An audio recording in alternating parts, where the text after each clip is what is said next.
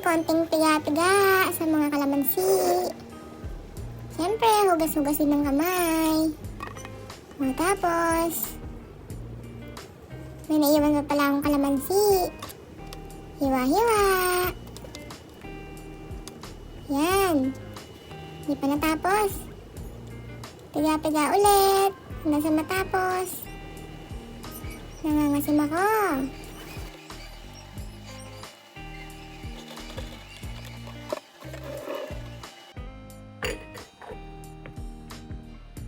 Next naman natin ay ang bawang. Siyempre, get-getin sa maliliit. Masarap ang bawang sa adobo. Lalo na pag madami. Oh, fast forward ko na kayo.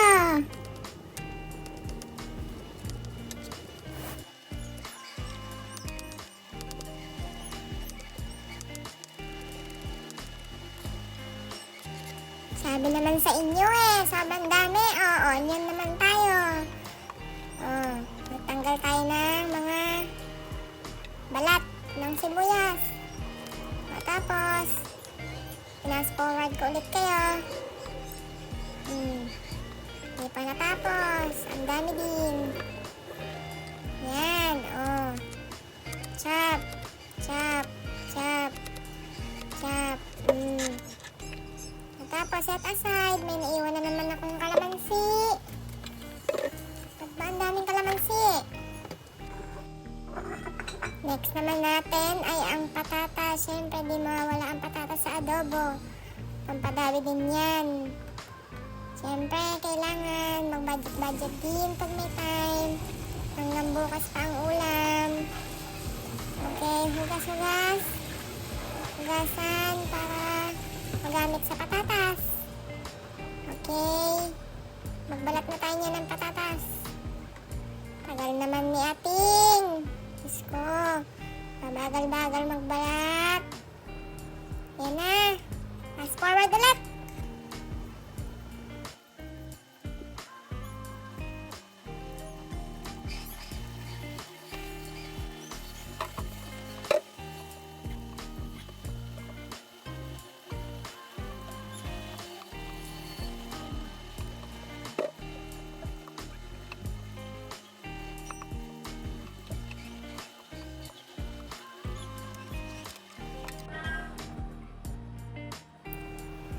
Yan. Tapos din magbalat ng patatas si ating. Oh, gayat-gayat na tayo ng patatas. Siyempre, kailangan yung tamang size lang ng patatas. Para naman di ganong malaki, di ganong maliit. Oh, yan. Chop ulit. Fast forward ko na naman ulit kayo.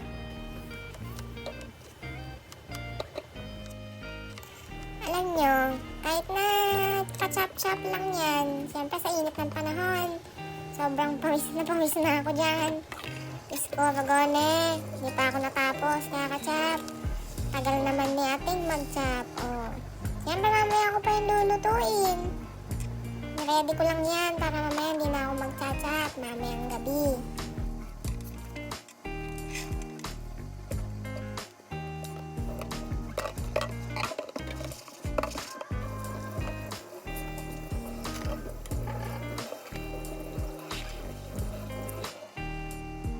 O, ayan na naman si ating nag-video pang kakain ng ice cream. Siyempre, yung panahon ngayon, masarap kumain ng ice cream. So, ayan, nagpapakit pa nga. O, yum, first bite. Thank you, Lord. O, tingin yung mukha mo, ba't hindi ka nasiyahan? Yum. Ayan naman si Apo mo. Palaro-laro lang ng ML ata yan eh. Oh, pangiti-ngiti lang. Oh, siyempre naman, kailangan mag-relax-relax din pag may time. Ganyan si Apo mo.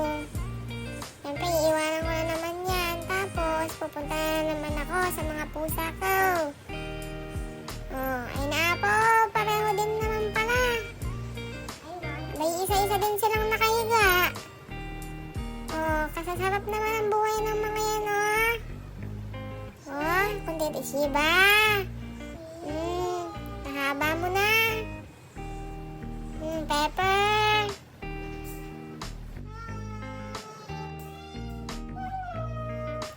There we go, pakamot-kamot ka lang dyan, Oreo.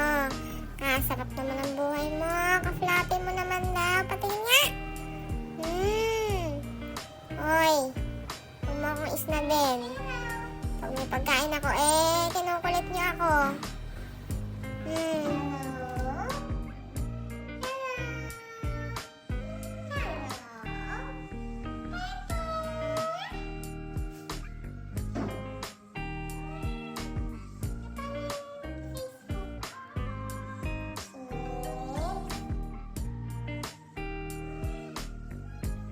Ay, tignan nyo nga naman yung tatlong Maria. Diyos ko naman. Nakakross legs pa. Alam mo, Donya. Diyos ko, kaantok. Kala mo naman, nagtrabaho buong araw at natutulog ng ganyan. Diyos ko, sana all na lang. Ikaw ba ay uminom na naman kagabi at may hangover na naman? At kaantok mo ngayon ay natutulog ka na nga lang, nakakross legs ka pa.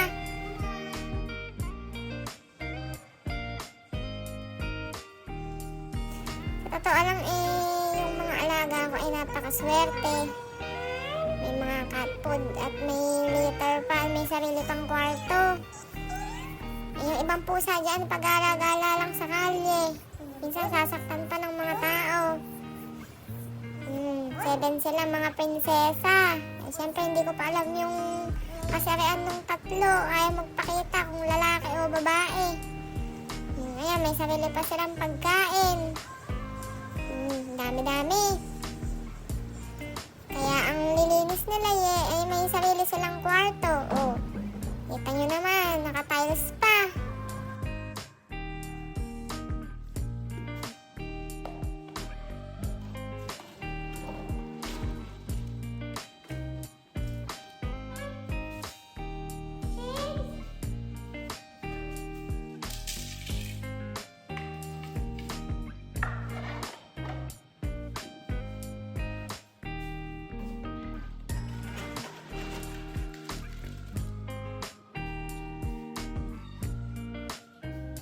Alam nyo, ang 1 kilo ng pagkain nila ay ang halaga ay 130 per kilo.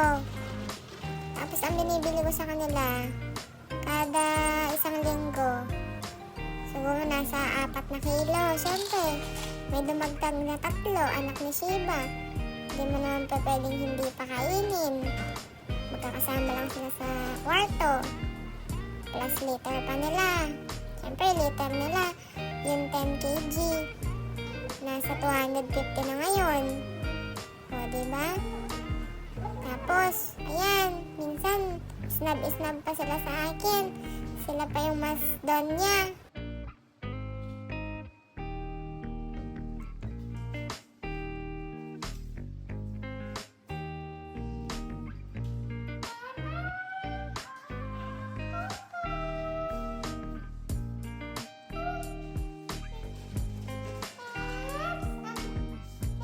Ayan, di ba bibigyan ko siya ng pagkain? Iis na din ako niyan. Bababa lang yan. Hindi man niya kinain yung binigay ko sa kanya. Di ba? Napakasutil. Pepper, sutil ka.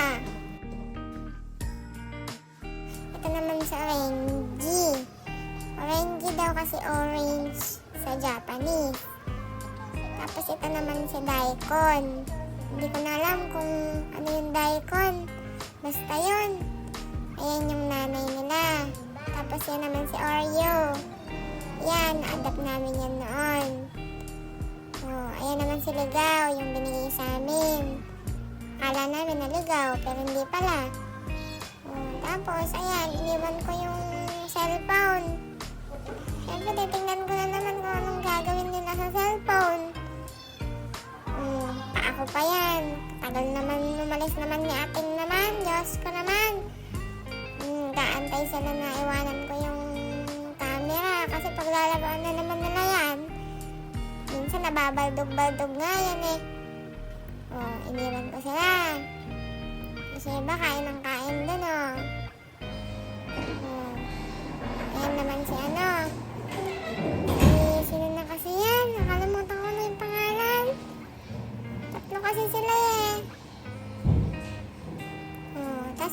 Ito na naman nilay ko na yung cellphone ko. Paglalaman na naman, kakagatin na naman yung gilid. Tapos, syempre, malalaglag na naman. Oh, diba? O, diba? Ang aga-aga naglilinis ako dyan. Kaya sa totoong buhay lang, hindi naman talaga ako naglilinis ng kama ko pagkagising ko. Oh. For the vlog lang, syempre. Kayo naman, naniniwala ba kayo dyan? Ako kasi hindi ako naniniwala dyan. Hindi totoo yan. Siyempre, papunta ulit ako dun sa kusina para wala lang. O, tapon-tapon lang. O, tapos buksan natin yung yung rep. Tingnan natin, o. Portasalang lang naman yun eh. Nahirapan pa si Ateng. O, tapos, lalagay mo lang naman yan sa rice cooker, tapos papainit mo lang. Wala lang sangag-sangag. Nakakatamad magsangag. Painit mo na lang yung kanin. Madami pa naman yan eh. O, diba? O, for the saksak, ang person, pak. O, tapos balik tayo dun, syempre. Para, alam nyo na, yung mga pusa ko na naman yung aasikasuhin ko dyan. O, walis-walis. Pag may time. Buksan mo na, Ateng. Katagal mo naman buksan. Ay, buksanin mo na. Diyos ko po. Ayan. Ayan sila. Madilim sila dyan kasi siyempre, umaga pa lang. Pero may araw naman din yan. Siligaw yan. Tatakot siya sa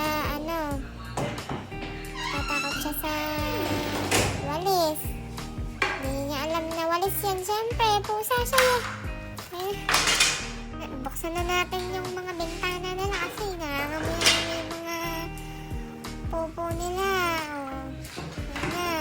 Katagal mo nang buksan. Diyos ko naman Ateng! Kakupad mo! Camera ka pa kasi. For the vlog. Tapos, medyo fast forward. Medyo fast forward lang yan. Hindi yan fast forward. Kaya ka naman yatang winawalis eh. Yung buntot, winawalis mo. Hindi naman kailangan.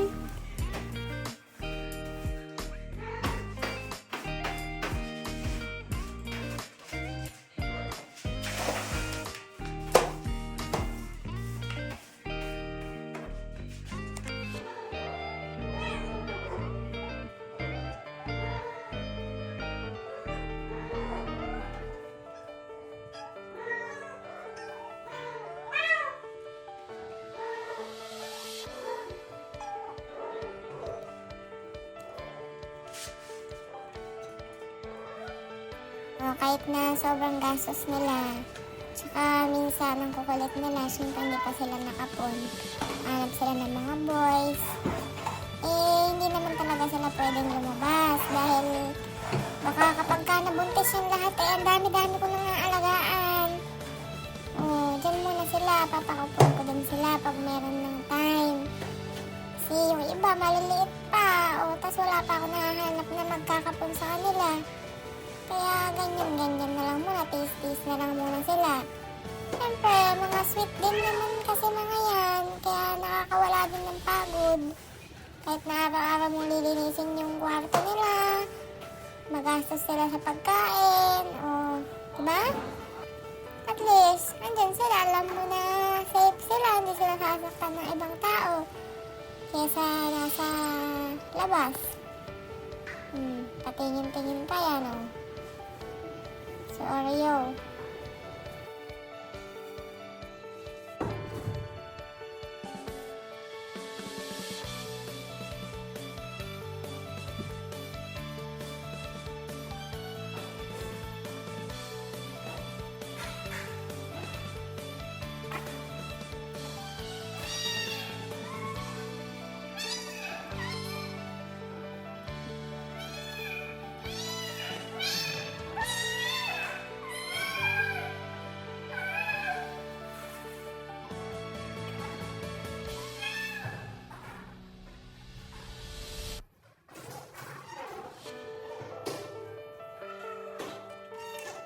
Bilis naman.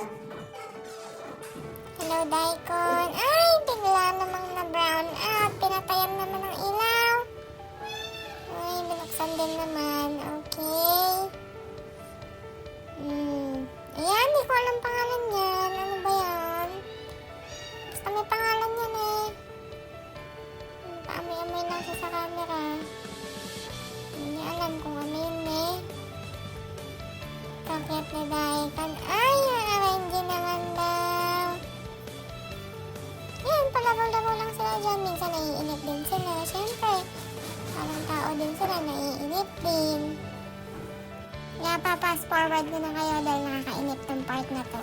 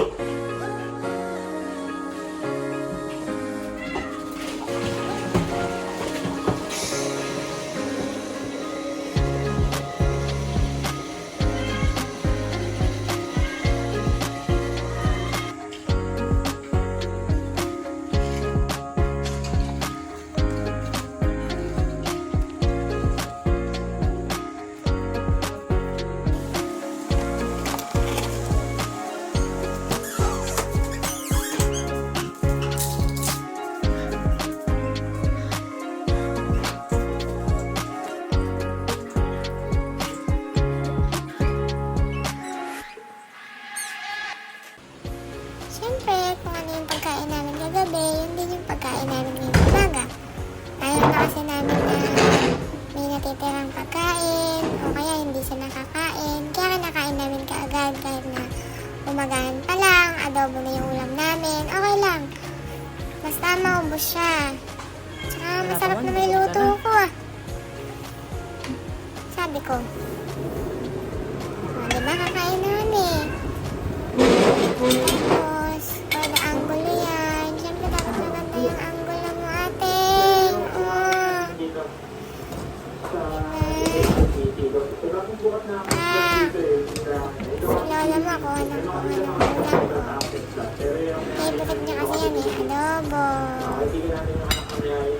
Ako naman, kuha naman ako ng pang-ulam ko. Bang layo naman ng ulam. Hindi mo man lang iusog. Tapos ko naman si ating naman ha. First bite. Sarap naman. Nakakagutom. Habang nag-edit. Gusto mo ulit mag-adobo. May takit ang mga person. Yung isa dyan,